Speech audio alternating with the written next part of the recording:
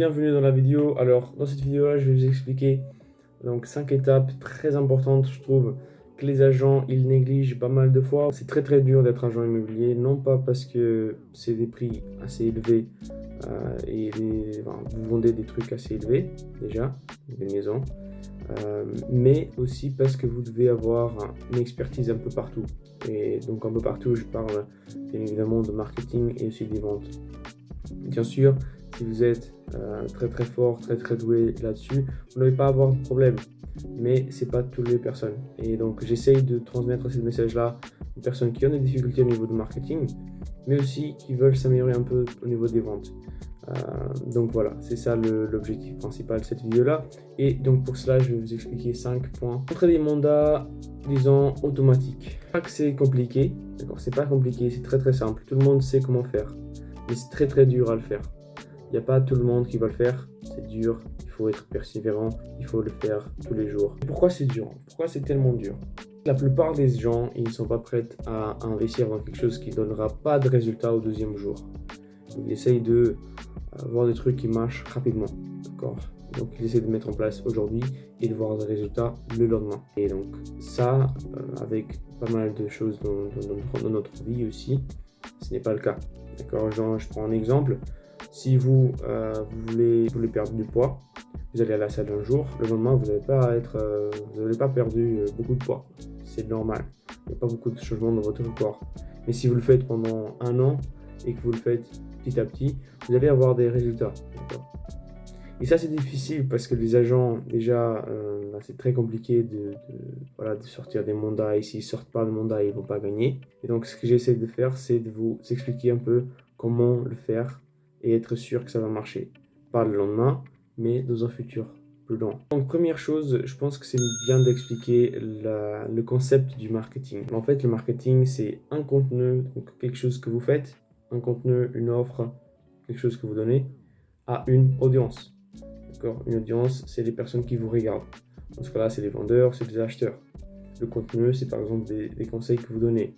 C'est par exemple des offres, des biens. Par exemple, des trucs que vous faites, d'accord? Qui va les aider. Donc c'est un peu comme j'essaie de faire avec ce post-là. D'accord? J'essaie de donner de la valeur en expliquant des petits termes, des petits indices à vous en fait. Vous êtes mon audience, les agents immobiliers. C'est qui moi je veux aider. L'idée c'est aussi de le faire de votre côté. Donc il y a plusieurs manières de le faire, soit par vidéo, soit par texte, soit par photo. Le truc qui est important, c'est de se concentrer dans un seul et de le faire tous les jours. Voilà, l'idée c'est quoi? C'est vous parler des problèmes que les vendeurs, les acheteurs ils ont, parler du marché, parler des manières d'augmenter la valeur du bien. Donner vraiment le plus de valeur possible, d'accord? Deuxième chose, alors ça c'est un peu à côté, c'est pas un truc que normalement beaucoup d'agents ils aiment entendre, mais c'est d'avoir un document de suivi de toutes vos actions de tous les jours. Et je pense que c'est très important, c'est crucial parce que je parle avec des centaines d'agents dans l'immobilier et à chaque fois j'essaie de comprendre leurs chiffres, de comprendre leur prospection, ce qu'ils font chaque jour, ainsi de suite. Et en fait la réponse c'est ils savent pas vraiment, ils n'ont pas des chiffres définis, ça dépend des jours et ça c'est impossible. Ça vous pouvez pas en fait évoluer comme ça. En fait, vous devez savoir combien de prospection est-ce que vous faites chaque jour pour savoir combien vous faites par heure, d'accord, de prospection et comprendre comment je peux évoluer. C'est la seule manière, c'est avoir un fichier Excel avec une date, avec un nombre de prospections, porte à porte par exemple, pige par exemple, message, mais il faut suivre, il faut comprendre quels sont vos chiffres. Ça, c'est le plus important. En fait, le seul truc que vous pouvez contrôler, c'est ce que vous faites. Donc, c'est la prospection que vous faites. Définissez un objectif pour chaque jour et suivez l'objectif. Comprenez combien de temps je prends. Pendant une heure, je fais combien de prospections dans une certaine manière. Et vous essayez, vous allez tester en fait. Vous allez tester, d'accord, ok, pendant cette heure-là, je vais faire ça, porte à porte. Combien je fais en une heure dans cette rue-là? Ou la pige, ok, je prends le téléphone, combien je fais en une heure.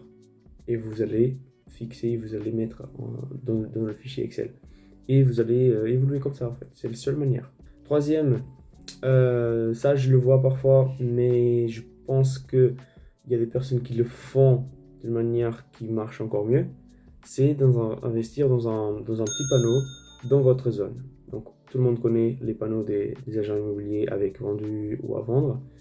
Mais ce que vous pouvez faire, en fait, à côté d'où vous habitez, vous pouvez mettre un panneau simplement à dire « Moi, j'habite ici, je fais ces services-là, au numéro de téléphone, ainsi de suite. » Ça, c'est le moyen le plus facile de trouver, de créer de la bouche à l'oreille, d'avoir des personnes qui vous contactent et de créer de la notoriété dans la zone. D'accord ? Parce que pas mal de personnes, enfin, je vois pas beaucoup de personnes qui le font. Ça, c'est une idée qui vient des États-Unis. Je vois beaucoup de personnes aux États-Unis qui le font, pas beaucoup en France. Quatrième chose, alors, quatrième, on avance très rapidement. Donc, c'est investir dans votre image de marque dans les publicités payantes. Les bonnes, je dis. Les bonnes publicités payantes. Ça, c'est une étape suivante. En fait, c'est le meilleur moyen d'avoir des résultats sans perdre votre temps et donc le plus de volume possible. C'est vraiment le moyen le plus facile, d'accord? Si c'est fait de la bonne façon, d'accord? Pourquoi je dis qu'il y a deux manières de le faire, d'accord? Donc, soit vous investissez du temps avec la prospection, vous allez envoyer des messages, vous allez faire de la pige, vous allez aller porte à porte, ainsi de suite. Ça, c'est investir votre temps pour la prospection. Ça marche, d'accord? Ça marche très très bien. Il y a beaucoup de personnes qui font que ça. Ils ont de très très bons résultats. Et je pense que vous devez toujours le faire, d'accord? Même si vous faites les publicités payantes. Mais les publicités payantes, ça vous permet d'avoir une liberté plus grande. C'est-à-dire, si vous avez des bonnes offres, d'accord? Donc un bon contenu, des bonnes offres qui résolvent des problèmes devant la bonne personne, la bonne audience, parce que en fait avec les publicités payantes, vous pouvez les cibler, c'est le meilleur moyen pour trouver des personnes, d'accord, selon moi.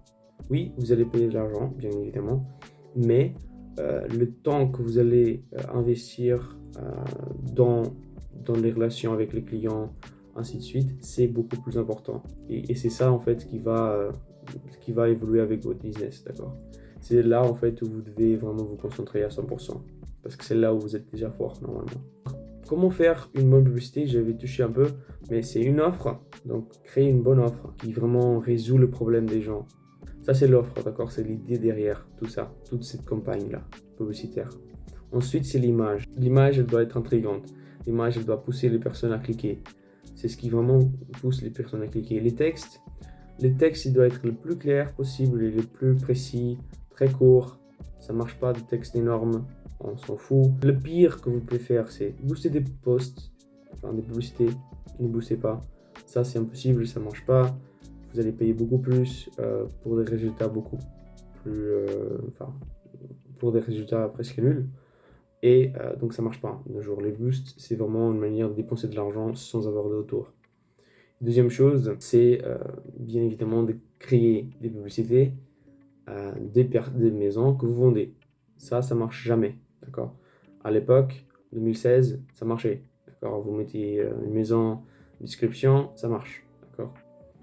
Peut-être, si vous le faites, vous aurez peut-être quelques personnes qui seront intriguées par ça, mais c'est très très rare. Parce qu'en fait, vous n'avez pas d'intrigue, vous n'avez pas de mystère, vous avez déjà tout donné en fait. Je pourrais aller rentrer beaucoup plus en détail, mais ça reste un type générique. Cinquième type, pour moi, c'est un des plus importants également. Suivre les prospects, d'accord, et les qualifier pour travailler avec juste ceux qui veulent vraiment travailler avec vous, qui ont de l'argent, qui veulent déménager. Qualifier ces prospects-là. Ça vaut vraiment beaucoup la peine d'investir un peu de temps pour chaque personne, savoir les envies, ainsi de suite, avant de prendre des rendez-vous et faire tout le suivi d'un client normal. Parce que ce qui arrive le plus souvent en ce moment, c'est que les vendeurs, ils ne veulent pas baisser les prix. Et ce qui se passe, c'est que vous allez faire de tout ce que vous pouvez faire pour baisser les prix. Les vendeurs, ils ne veulent pas le faire. Et vous allez avoir une maison qui est en arrêt et qui n'est pas vendue et vous ne pouvez rien faire. Parce que vous n'avez pas bien qualifié les personnes. D'accord ? Vous ne savez pas vraiment avec qui vous travaillez. Donc, ne prenez pas tous les mandats. D'accord ? Essayez de bien qualifier chaque mandat. De savoir, ok, ça c'est les prix de marché, ça c'est un bon prix, ça je peux vendre. D'accord ?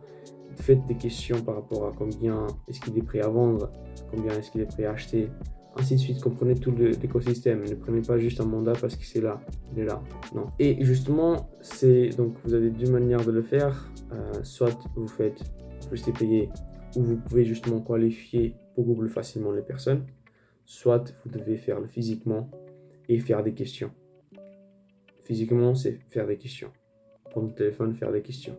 Bien sûr, vous allez prendre un peu de temps, mais ça va vous permettre de ne pas perdre de temps avec de l'administration, ainsi de suite, pour après avoir un bien qui est en arrêt pendant 1 an ou 6 mois. D'accord? Il n'y a pas vraiment d'arrêt pour la crise qui vient, donc c'est bien de choisir les bons mandats. Si je parle de suivi, bien sûr, vous devez sûrement utiliser un CRM. Donc normalement, tout le monde utilise un CRM. Si vous ne savez pas ce que c'est, allez faire des recherches. CRM, c'est très très important pour tout ce qui est vente. Et donc le CRM, ça permet de voir dans quelle étape donc votre prospect il est, d'accord? S'il a répondu à votre question, s'il est qualifié, s'il n'est pas qualifié, s'il a pris un premier rendez-vous, s'il y a un mandat qui est déjà fait, s'il y a une vente, voilà, ainsi de suite. Donc le CRM, c'est vraiment votre meilleur ami.